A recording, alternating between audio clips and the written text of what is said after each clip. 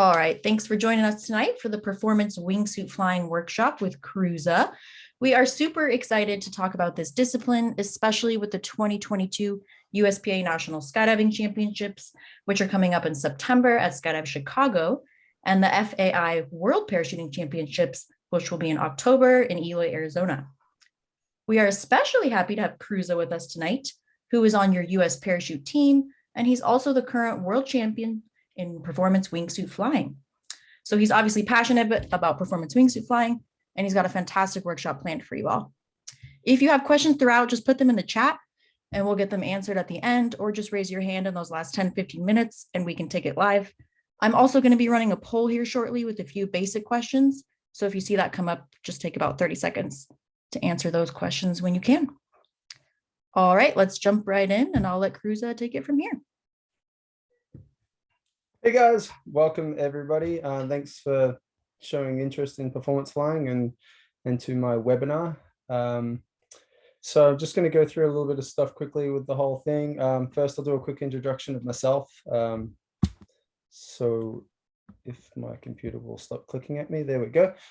So yeah, I've been skydiving for 12 years, just a little bit over 9,300 jumps, 350 base jumps, bit over as well. I was the 2016 World Champion, 2017 World Cup Champion, silver at the 2018 World Championships, and bronze at the 2019 World Cup. And then in the 20/21 World Championships, I won gold again. I'm three times US national champion, the Squirrel Wingsuit Coach Examiner as well. So I teach a lot of people to become a wingsuit coach as well. And then I also do a lot of Flysight analysis for people too. So just to give you guys a bit of a rundown with my own experience with performance flying. The first performance competition I went to was in 2014. I was over in Italy on a base jumping trip, and I just saw this event posted on Facebook. I had no idea what a wingsuit competition was. I turned up to the event having never seen a Flysight before, and I was just blown away that people could have this little square box on the back of their helmet and it could tell them all kinds of information. I didn't have a Flysight for the competition. Obviously, I had one that was given to me to be judged with, but I used my chest mount altimeter and I drew a line on it for where the start of the window was and where the end of the window was, and just kind of went for it like that. I ended up winning a Flysight, not winning the competition, just winning a Flysight as a prize. I think I came 5th overall, and then that was what started my journey into getting interested in wingsuiting with a Flysight. Going on to the next page, so just to give you guys, there we go, got the webinar agenda. Can you guys hear me okay? My audio sounds a bit funny. Yep, we can hear you great. All right, cool. So the agenda for today, first of all, we're going to go over the definition of what performance wingsuiting is. We're going to talk about the GPS awesomeness that makes this all possible. Going to spend a little bit of time on technical stuff, including the competition window, and talking about each task individually as well. Talk about the exits for the competition and the designated lanes, scoring, and how to start training. Now, all this stuff that I'm going through today, I'm just trying to keep it fairly basic. I don't want to overload you guys. Like, I could turn this into a 5-hour webinar, not a problem. So I am trying to keep it fairly basic, but there will be some links towards at the end of it all where I'll be giving you guys all sort of a website with a page of resources for you to go and look at more stuff in detail.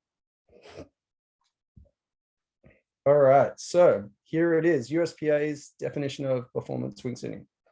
So there's a couple of parts that I highlighted there. They're really the main, like the main focal bit, but I will go over it all quickly with you. So the objective is to fly a single wingsuit in 3 separate tasks.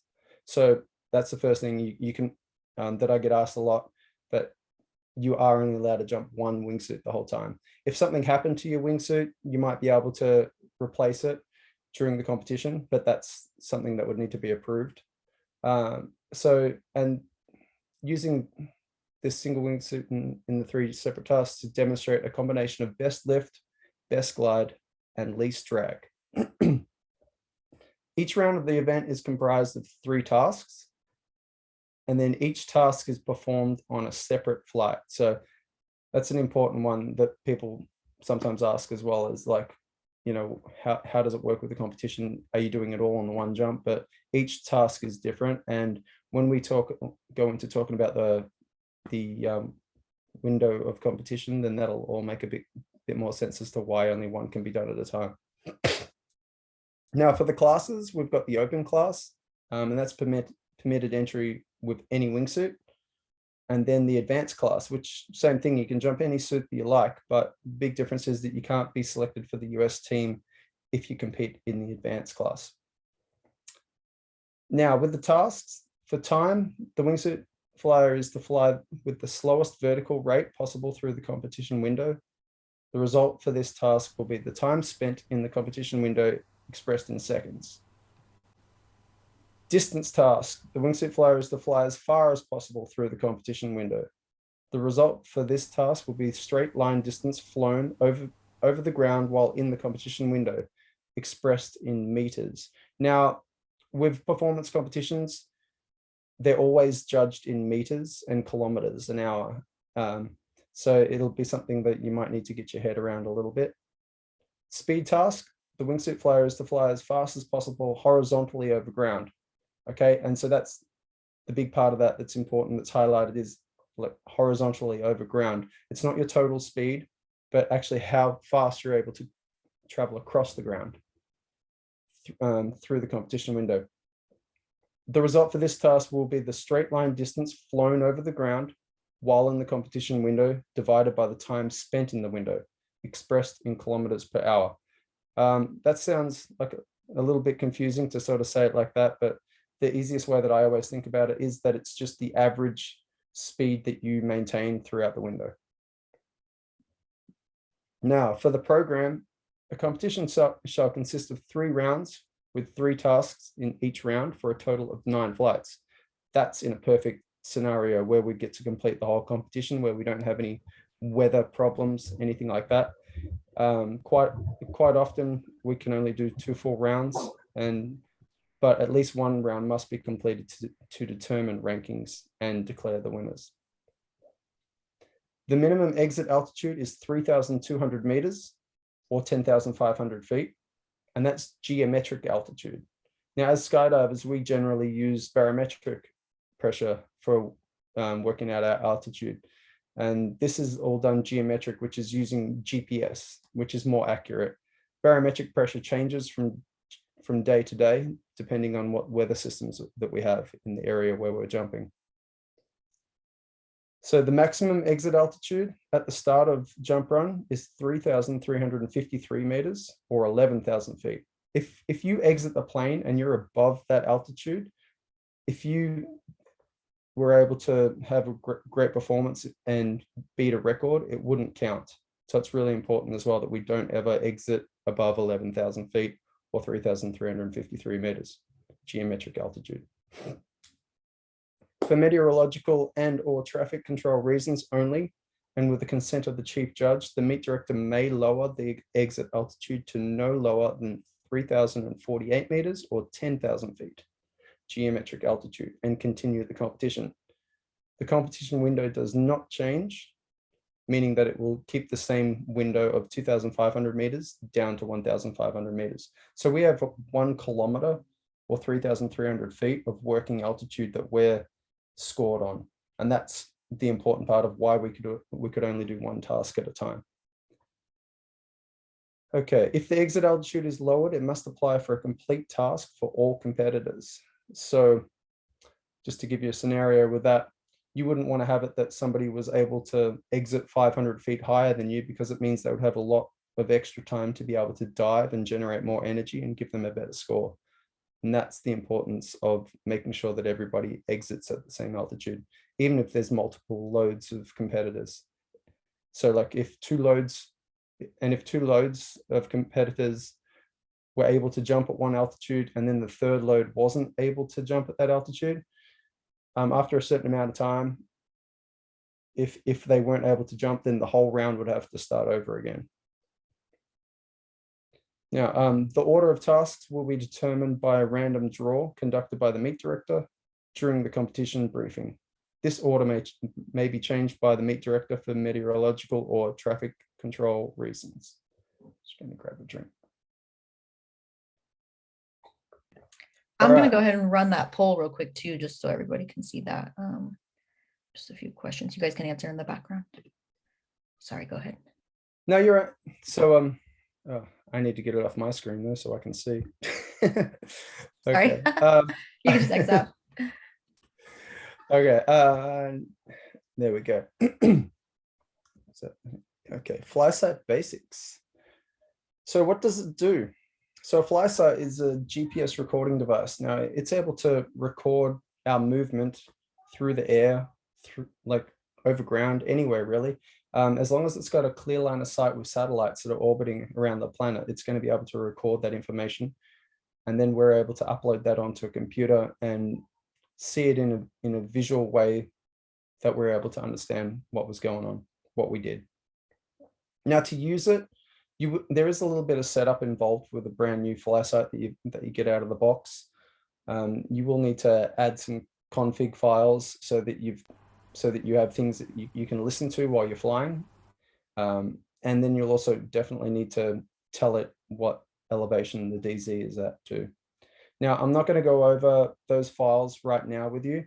That would take a really long time, but there is a link in there for some pre-made config files that Flysight has made.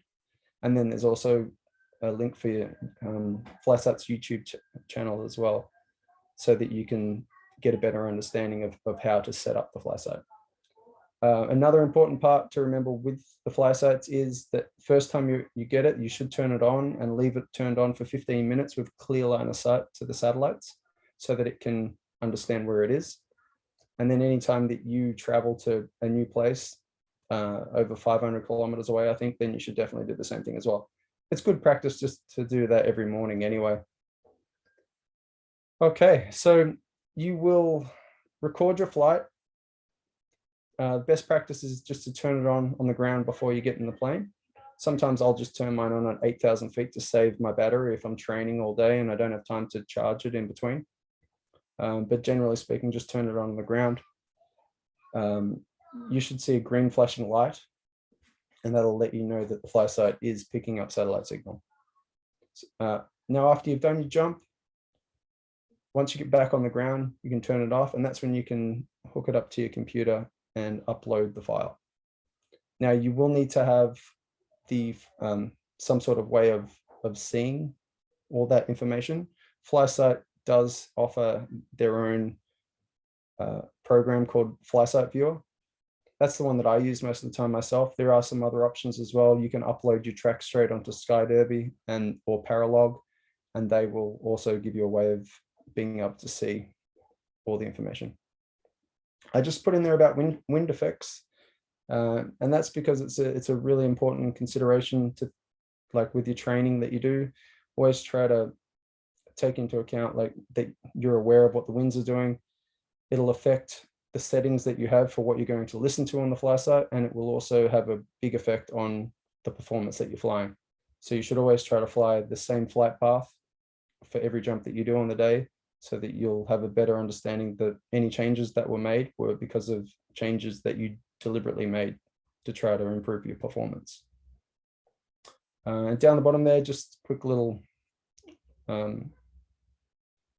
just the website for Flysight as well. So www.flysight.ca.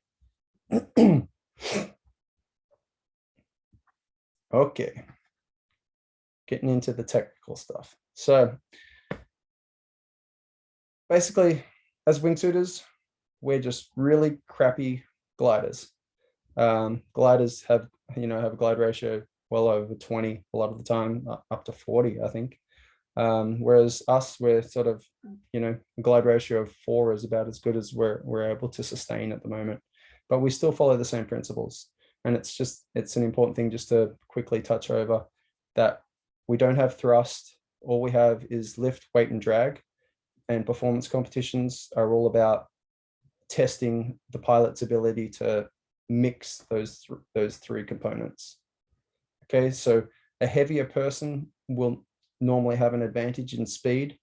A lighter person will normally have an advantage in time, and distance everybody can be good at, because it's a real mixture of the two. A heavy person can fly really far and a light person can as well, but they're going to fly it completely different. Did I miss some? Sorry, I'm scrolling too quick here. Okay, there you go. What I've got here, this is a little feature that's not open to the public just yet, but Alexander from Skyderby has been working on this for a while, of having a visualization so that you can actually see how competitors flew, and you can have it so that you can see all four competitors at once, and you can compare the difference in their technique and what they did for their overall performance during the competition. So in this one, I've just selected one pilot, and I put this in here just so that you've got this visual reference to understand what a side profile of a jump looks like.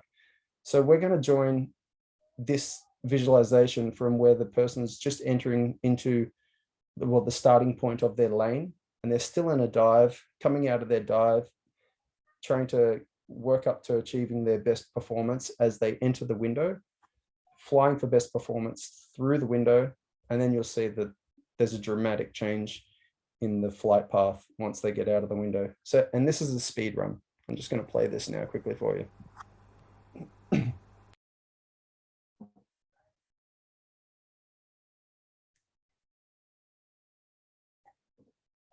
So you see they're coming out of their dive, trying to go through their transition with the recovery arc, and now locking onto a good angle, trying to keep a constant speed. Speed's up at 290 kilometers, 291, holding steady at that speed. It starts to slow off a little bit as you get towards the end of the run, but that's also with air density that increases, and like you naturally slow down at the bottom of the window. And then you see as they finish the window, now they can relax again, and their flight is much flatter. Cool. I'm trying to scroll to the next thing, but it's not being nice. There we go. Okay, now so I wanted to show you guys the difference between the three jumps with that side profile, just keeping it really simple. So that one that we just watched was a speed run, as this one is, and you can sort of see that the angle just stays constant the whole time. The flight path is about a 35-degree angle. The weight and drag components are the main ones that are in play here. And obviously it's average horizontal speed through the window. And these runs are really steep and fast. It's like, around 20 seconds to complete a run. And it's really flying right on the edge of being stable and unstable. It relies on really controlling your angle of attack. Excuse me. And also really controlling with the stagnation point on the leading edge of your wing. For this one, this is the time profile, and you can automatically see how different the side profile is compared to a speed run. With this one, the pilots coming out of they're in their dive. They come out of their dive with all that energy, and they want to convert it into lift, gaining some altitude. They want to go inside the window, just kiss the inside of the window, and then gain altitude back out. Obviously, you're gaining a lot more time by doing that because you're going up instead of down. So the stopwatch for scoring starts as soon as you go inside the window. So now if you're able to go back out of the window, it means that you've got the whole window again to accumulate more time. So after they do their big flare, they're going to lock onto a good horizontal speed, something that's above their stall point. They don't want to fly too slow and stall the suit, otherwise they're just going to drop out of the sky because they won't be creating enough lift. So this one's mainly the lift and drag components. recording the time spent in the window, and the flight path angle is about 20 degrees. And when I'm saying these angles, it's based from if flying perfect, like if you were able to fly perfectly flat, like that dotted line that's across the middle of the screen, that would be an angle of 0. So 20 degrees is 20 degrees down from that 0. Okay. Visually, it can look a little bit funny. Anybody that's done a time run before will tell you that they're flying very flat. Their orientation is may even be slightly head high, but the whole time they're plowing through like on this angle here. Okay, so that's the difference there between what your flight path is as opposed to your orientation. Distance, you can see it looks a little bit different from a time run. On this one, you don't really want to gain too much altitude because you're converting your energy in the wrong direction. You don't want to go up too much. An analogy I use is if you think of kicking a football, and if you kick the football too high, it's not going to go very far because you've pointed it too much in an upwards direction. So it's the same thing on a distance run. You don't want to flare too aggressively and go up too much. Otherwise, you're just wasting energy that could have been carrying you forward. So you see on this one, they've done their dive, come out of the dive into a flatter flare, and then they'll lock onto their speed that they need to be able to sustain a high glide ratio the whole way through the window. This one's, as I was saying earlier, it's a mixture of all three, the lift, weight, and drag, and anybody can be good at it.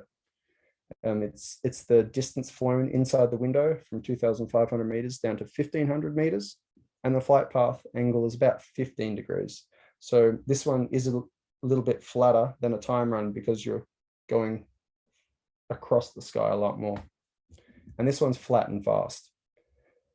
A good visualization that I try and tell people when I'm doing coaching is to think of it that there's somebody a couple hundred feet out in front of you, and that you want to try and catch them without losing any altitude. So you can see how that comes across as being flat and fast.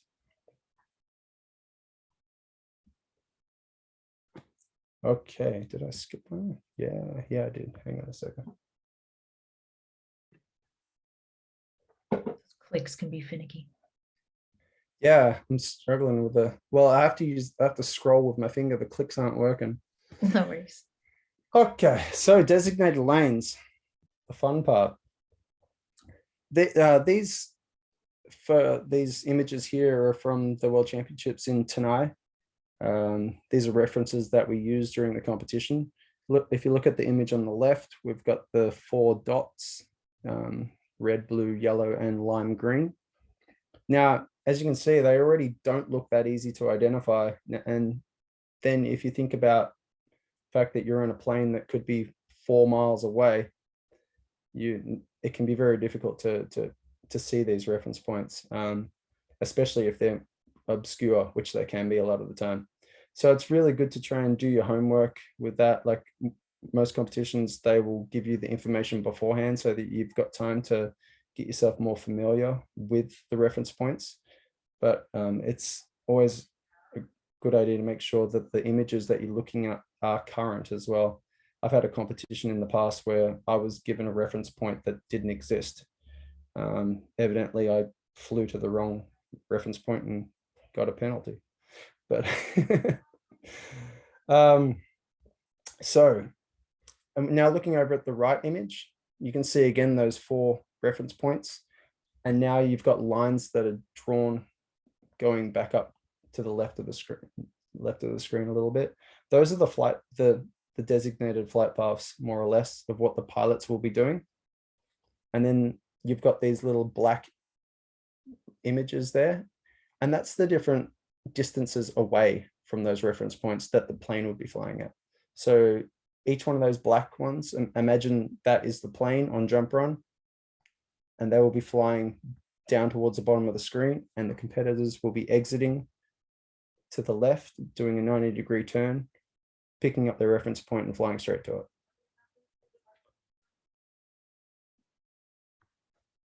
All right, here's another picture, and this is from Sawtooth, where the World Championships will be this year. So you can see once again, jump run, the plane was flying this direction. You can see where the pilot exited the plane and the curve that happens as they're doing their dive. The blue dot is the part where our competition lane starts, which is 10 seconds after the exit from the plane. So from that point on, which is measured like, which is all done automatically with judging.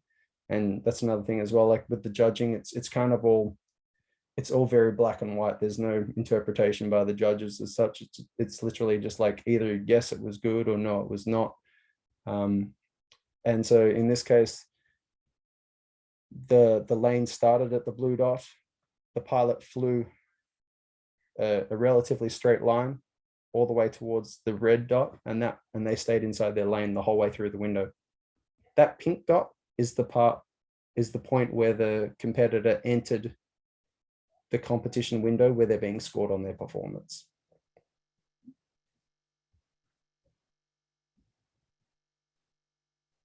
Okay, lane penalties again. So here's just another image of another flight where the lane was good. The pilot stayed inside their lane the whole time. You see the yellow sections and red sections on the outside of the blue area. So the lane is about 600, well, not about, it is exactly 600 meters in width, 300 meters on each side. And then if you go outside of that lane into the yellow, you'll get a 10% penalty. And then if you go into the red, I don't know. I honestly don't know what the penalty is. I think it's 50%, but yeah, I'm totally just guessing. I've never gone into the red. And that's an image there of somebody going outside their lane into the yellow and getting a 10% penalty. So you can see with this jump here, they've exited the plane. Jump run would have been going just a little bit off south. The pilot's exited. The blue dot is where they start their lane, but they've continued curving the whole way through the run. During this jump, they had strong crosswinds that they were fighting the whole time that was pushing them over towards the edge of their lane. Is it relatively easy to stay in those lanes visually, or is that something that the Flysight will tell you?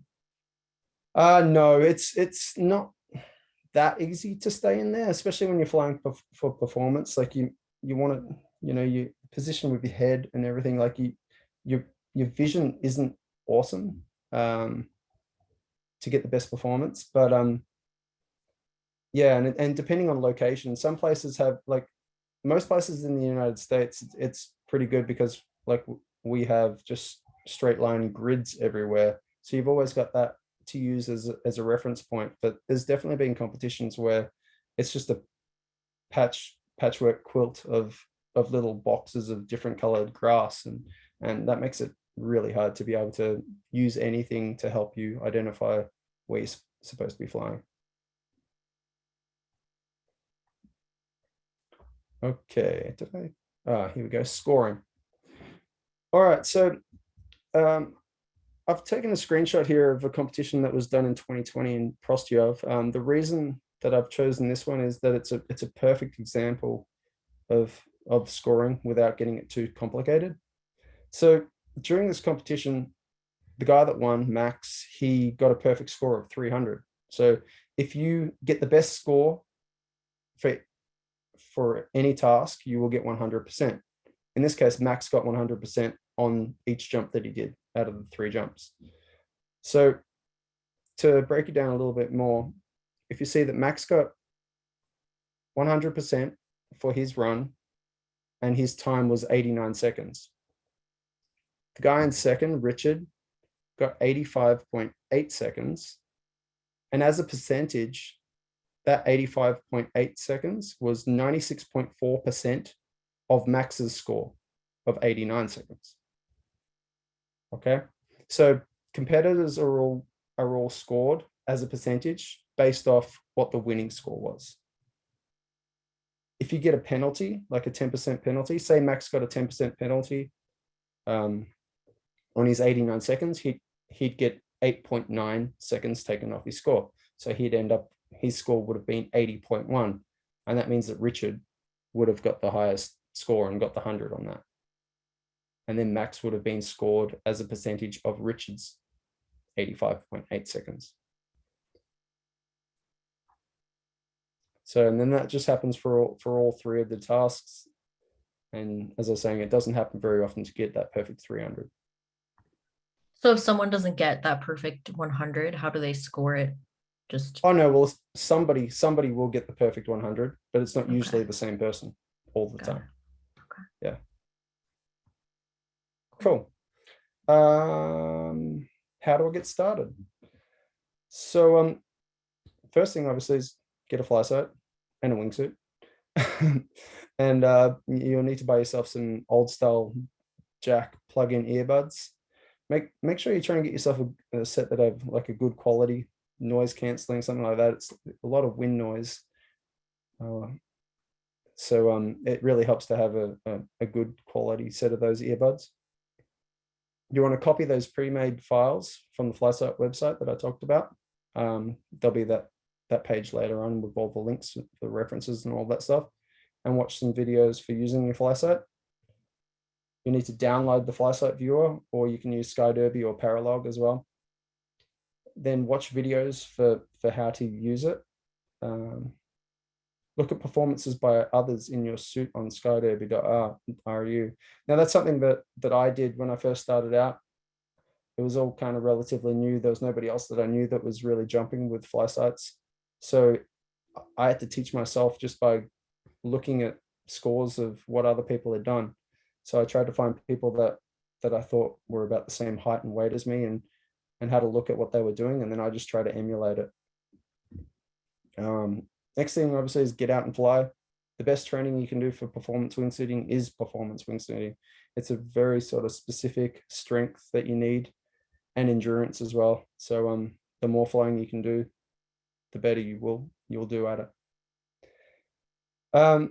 At your home DZ, you'll want to speak to your STNA about the best procedures, okay? Just to try and work out something that they're going to be happy with for you to be able to do on a consistent basis. You know, obviously you're not going to want to fly straight down, jump, run. A lot of the time you'll be exiting at a higher altitude than what the competition window is. You know, like if you remember earlier, I was saying about the exit altitude is 11,000 feet geometric. So that means that you've probably got at least 2,000 feet from when you exit the plane to be able to fly away in a direction that's going to help you set up to fly a good run all the way back close to the drop zone. And you can set yourself an alarm on your Flysight as well for the correct altitude, and just do a little bit of a flare and go into your dive and then point back towards the drop zone. Oh, not the drop zone, to your reference point. And then start analyzing your tracks as well. As I was saying, you know, I just kind of had to teach myself. There is a lot more stuff out there. I do remote coaching as well with people if that, you know, if people want some help with analyzing their stuff too. Now, last thing on my side before I get into the questions and stuff really is that I had an announcement that I wanted to make as well, that for this year at the US Nationals, if I'm trying to increase participation for performance wingsuiting, and I'm offering that anybody that pre-registers by August 14, that we will do a one-on-one Zoom meeting, 1 hour Zoom meeting to help you set up everything and get you in a position so that you're able to train yourself. And then during the competition, I'm also for all intermediate competitors, that I'm also going to do free coaching during nationals to really help you get the most out of it. I've got a little flyer here that I created for it too. There it is. So you can go onto my website, flywithcruza.com. And if you go into the training drop-down menu, there's a little thing there for nationals, but I think Shannon's also going to give you a link for that too. Yeah, I'm going to put that in here right now. Awesome. We have a And couple then, questions. Oh, go ahead. Yep. Yeah. And then that's it. That's questions. Okay, sweet. Yeah, feel free to raise your hand. We have a couple in the chat here. Matthew Boyko asked, what headphones have you all found to work the best for this application?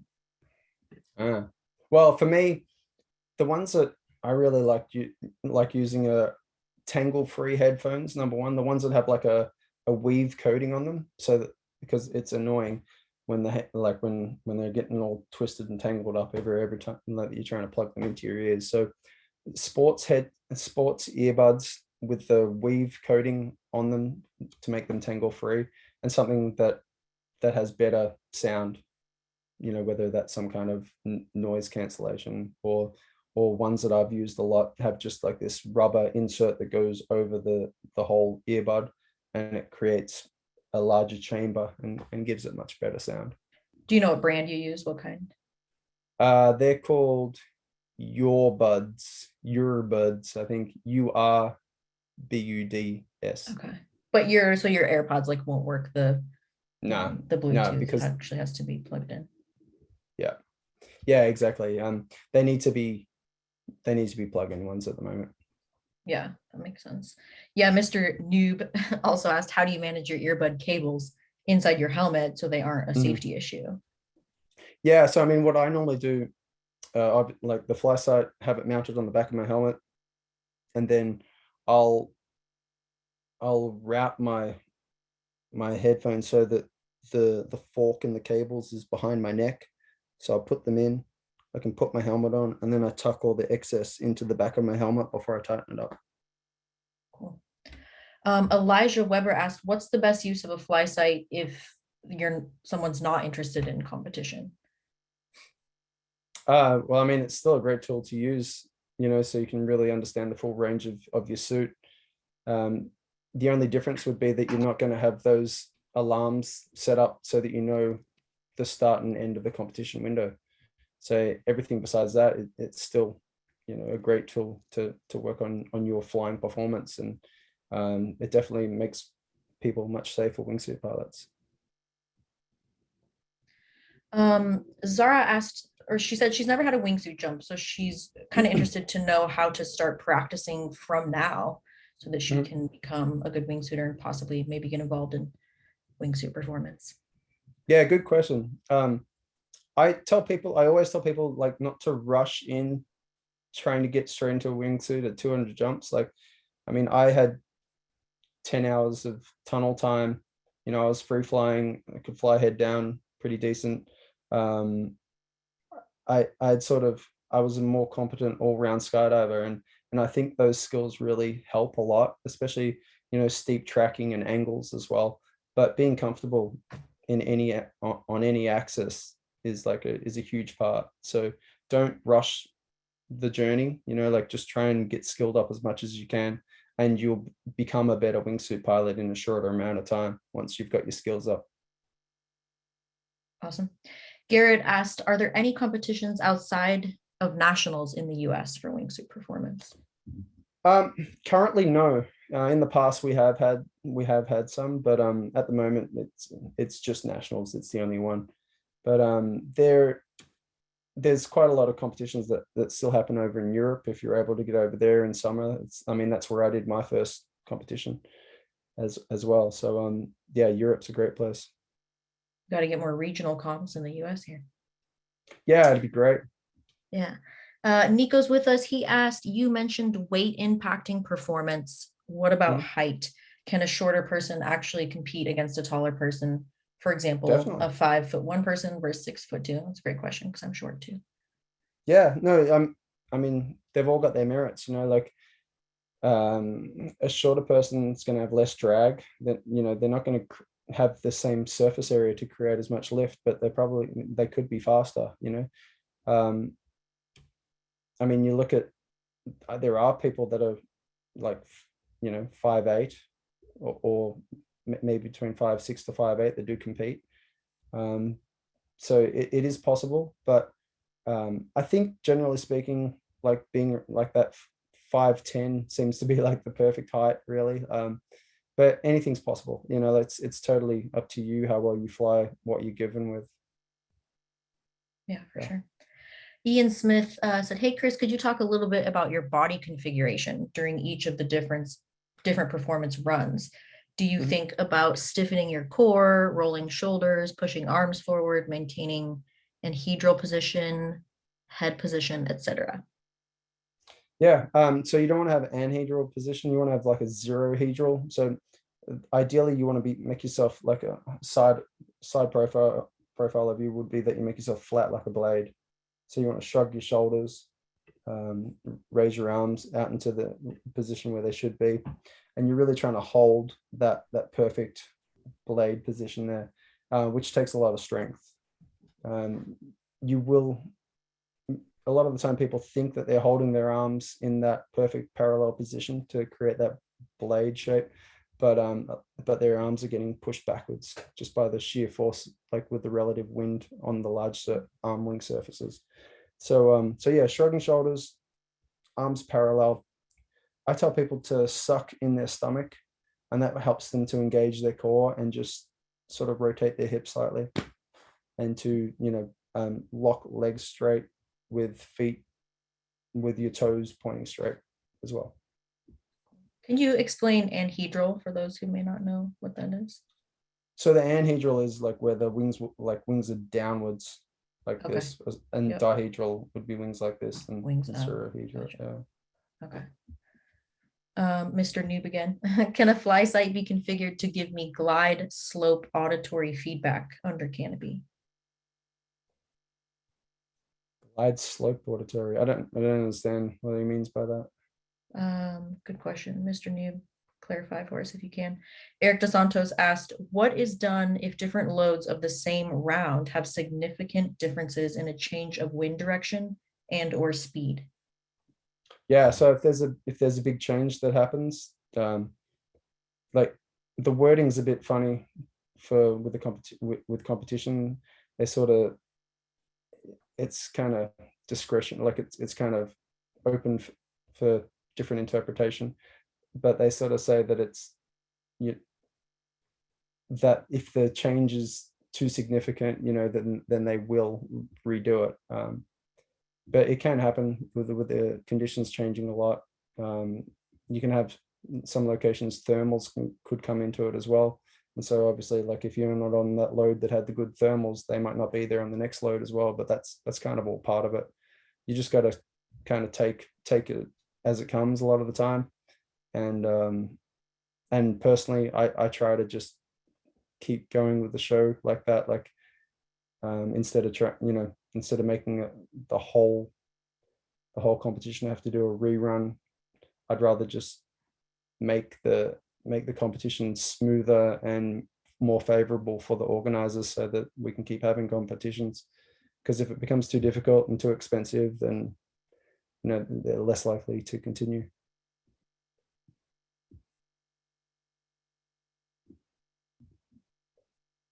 Was that Shannon? You got any more? Sorry. No, you're right. Mr. Noob clarified glide ratio. So if he's at a 2-to-1 glide ratio, will the Flysight tell him that under canopy as well as? Yeah, totally. I mean, you could have it set up Wingsuit. so that you're hearing glide ratio the whole way to the ground if you wanted to. So it'll tell you, it'll just say 1.9, 2.0, 2.1, 2.0. And so that way you're able to know what the glide ratio is the whole time. And it could be, really interesting to look at, just to fly your canopy and fly into wind and listen to what your glide ratio, and then fly over the tailwind and listen to what your glide ratio is as well. So you can actually learn just by listening to what your glide ratio is throughout. Definitely. Cool.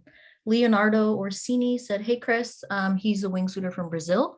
What suit do you prefer today for speed? And what can you say about Amber Forte as her record on the ATC?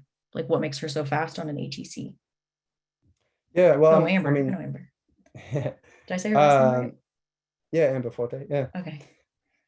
So I use a CR Plus.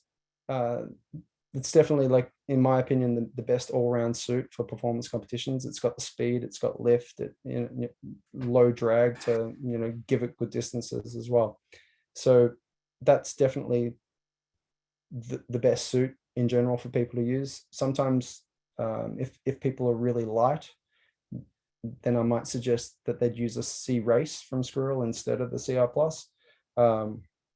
And that's just because it has a little bit less surface area, and it would be easier for them to control as opposed to the extra lift that's able to be created from a CR plus. So with Amber, with her score, well, first of all, I mean, Amber's a really talented skydiver, wingsuiter, everything. So that's part of it for sure, and her dedication to training to be able to put up really good results. But also we did have a really strong tailwind during that competition, so that definitely had a little bit of an impact with her speed.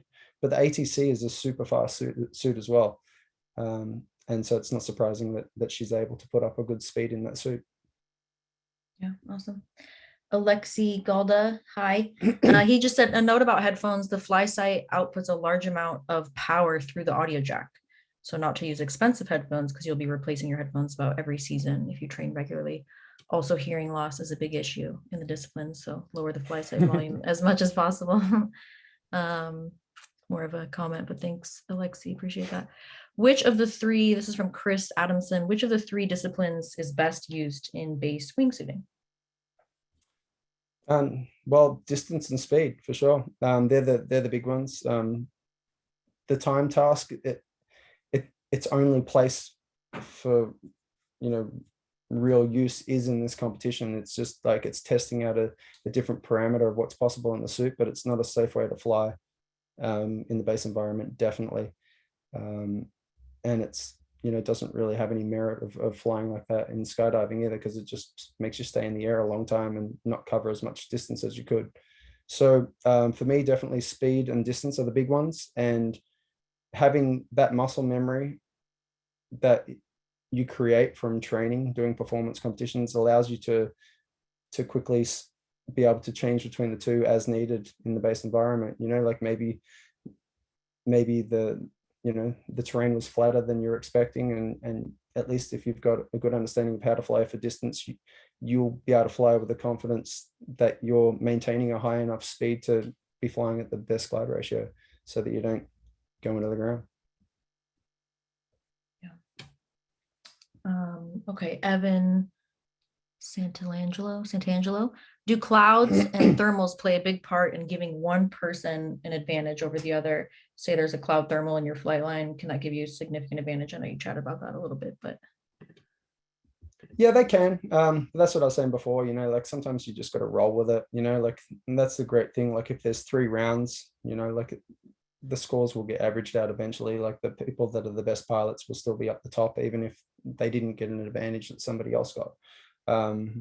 But yeah, thermals can play into it a bit, and also clouds as well. So I mean, without going into it too much, but like with clouds, the way that they sort of work, you've with the cloud, you've got the down sinking air on the outside of the cloud and sort of upwards underneath the cloud as well. So if you're able to position yourself correctly, which is kind of unlikely because you've got to fly your lane to your reference point, but if you're lucky enough that you were able to fly directly underneath a cloud, then you might be able to get a little bit of extra lift from it. Cool. Caesar Estrada said, what are the wind limits in a competition? What are the what, sir? Wind limits during a competition? Well, there's none for like with the upper conditions. It's just but on the ground it's the same as everything else, that wind gusts can't exceed double the constant speed of the winds, I think, something like that. What are the most challenging conditions you've been in the uppers during the comp? During a comp, not so much. Like I've never really had the opportunity to sort of fly in the crazy high tailwind speeds that they get up in Chicago. So but I know those guys have had like 60 knot tailwinds, and it's allowed them to put up some crazy results. But yeah, I mean, that's the thing, like that's the great thing about competitions in person, because it means if everybody's at the same competition with the same conditions, then you've got more of a chance of seeing who actually is able to fly better. Yeah. Jacob Choi, what boxes should one tick off before moving up to a bigger suit? Ooh, good question. Yeah, I mean, ideally, I think you can start flying, like, I mean, you're better off building up the experience with performance training in a smaller suit, in something that you're more comfortable in before you go into the bigger suit. but yeah, you'd really want to make sure that you're comfortable flying that suit head down, flying it as fast as possible, and thinking that you're really able to fly that suit at at around 90% before there's a need for you to go up to another suit. Yeah, so I mean, I guess that's probably the big thing, like just get comfortable with all the basics of performance flying in the suit that you're in, and then when you feel like you're hitting a little bit of a plateau with your performance, number one, maybe get some coaching first, somebody to be able to fly, that can film you and see that you're flying well. And if you're flying really well and you are just being inhibited by the performance of the suit, then that's when you sort of look at going up into a larger suit. Joe specified that it's pure talent and nothing to do with 60-knot tailwinds. Yeah, Joe. But in regards to the last question, so what is a good wingsuit that you would generally suggest someone start with? Like, or can you? Because the ATC is a great suit to start in, and Amber showed you like how fast you can fly in that suit. The ATC is definitely a great suit. And then going on from there, the Freak as well. There's no need to really get into the larger suits until you're really flying very well, as I said before, like until you're at a point where that you're technically flying well and that you're being hindered by the actual performance of the suit. Yeah, for sure. Okay, so we have about 10 minutes left, 8 minutes left. So get your questions in there if you have them. We got a couple more. Roy Orlemans, sorry, Roy. How does one determine the exit order for performance competition? Is there advantages of exiting first or last? Well, I mean, the exits get rotated anyway, so that there shouldn't be any real advantage from that. Like the first person out of the group of four normally will have a slight advantage because the plane, excuse me.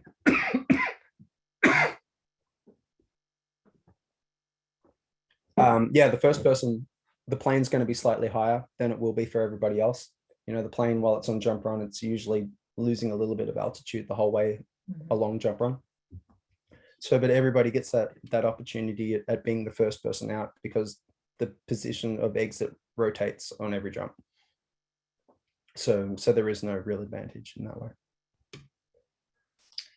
Matt Boyko asked, is there a resource to be able to find a good performance coach in his area or just a wingsuit coach in general? Great question. Yeah, I mean, that is a good question, I guess. There's, I don't know.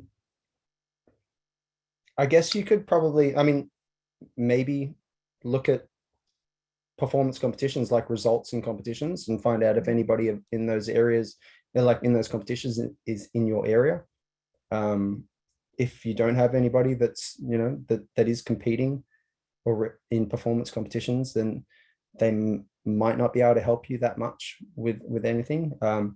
They might still be able to, like if they're a good wingsuit pilot there, they might still be able to film you just doing regular kind of runs and be able to give you some insight into how you're flying, what your configuration looks like.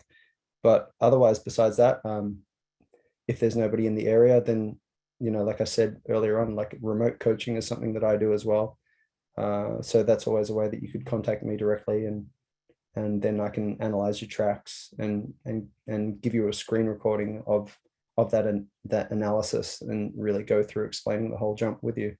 And yeah, so you can actually also go through like the Flysight data with them and stuff. Yeah, that's cool. Yeah. Is Next Level still offering stuff like coaching?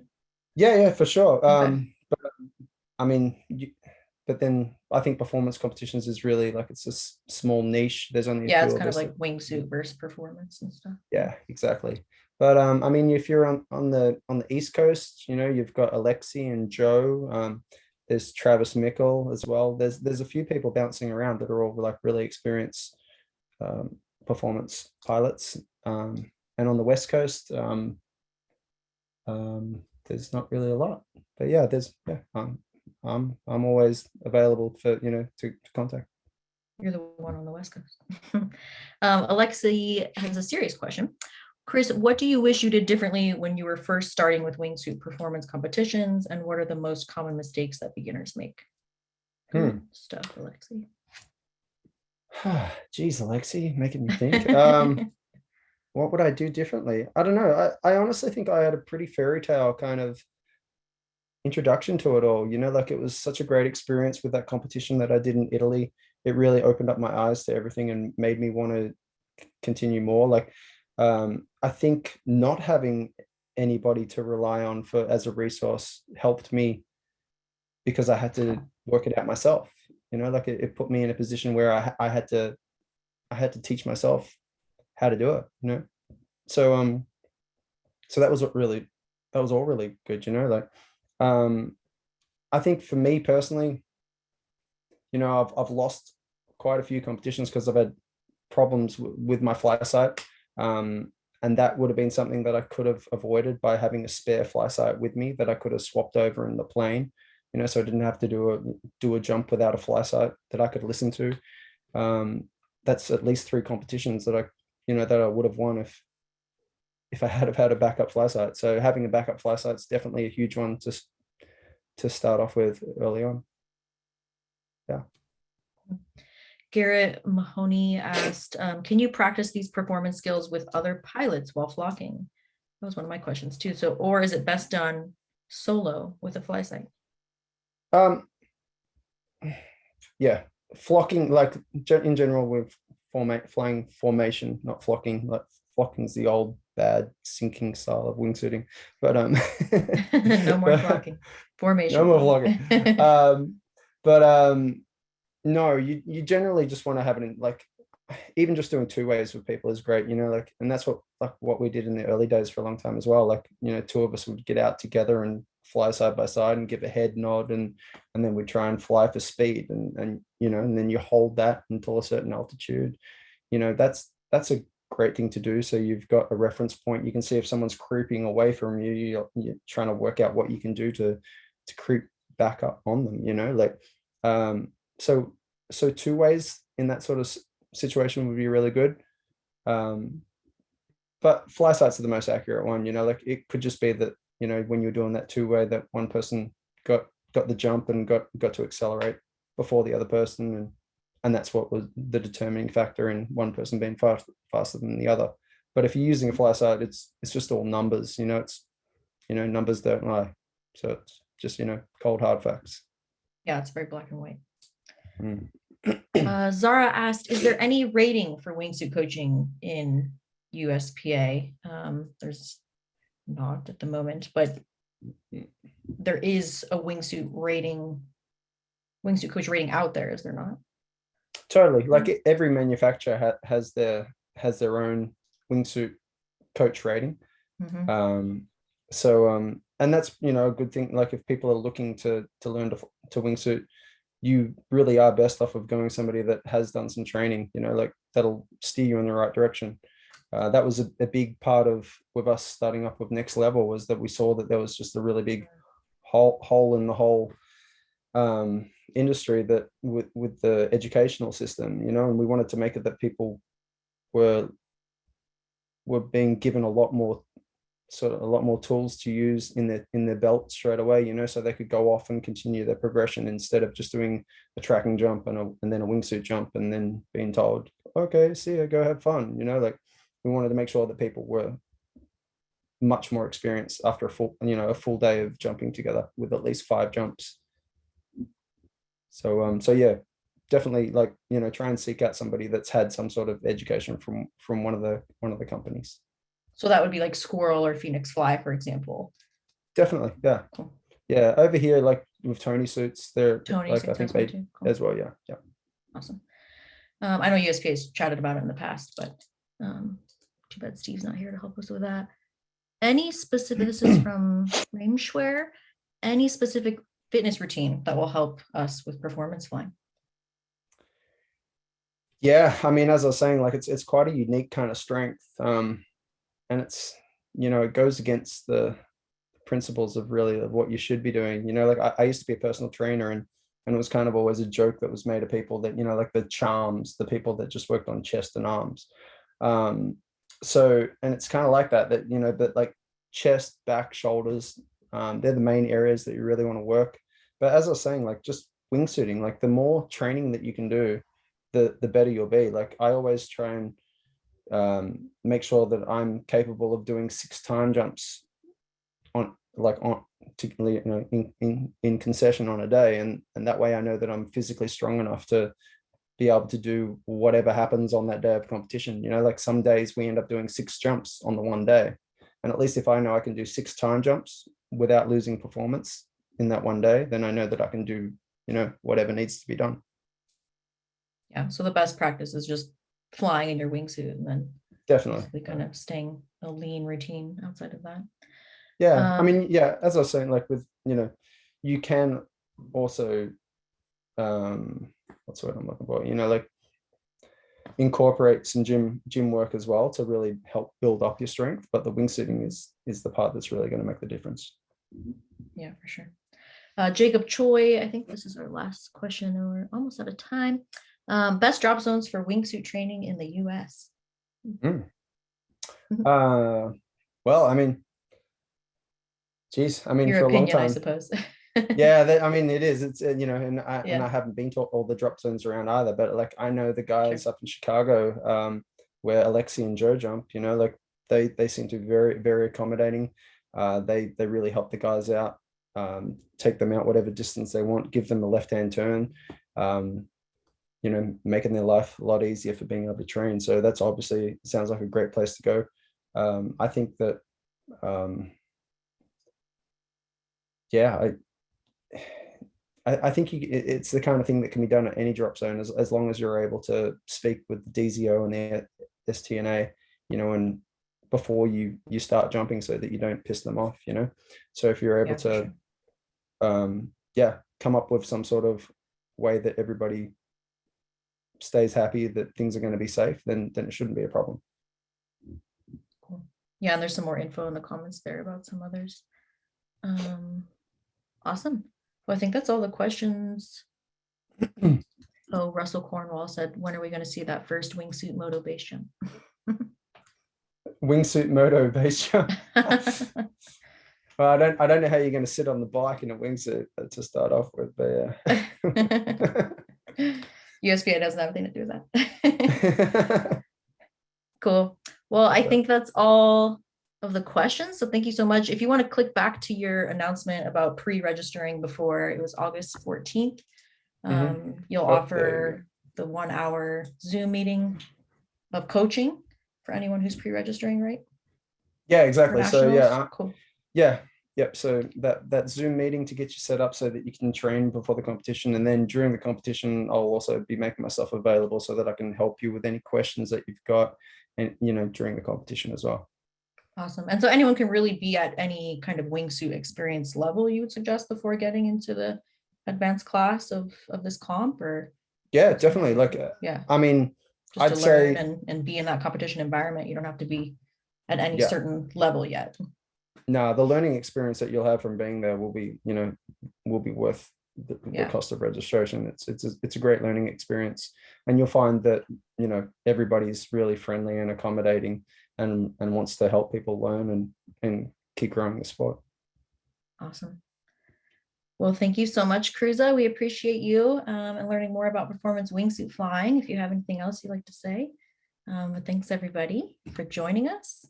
And yeah, Chris, any final thoughts? I'd just like to say thanks to, you know, everybody spending this time to learn a little bit more about performance competitions, and I hope to see as many of you as possible at nationals.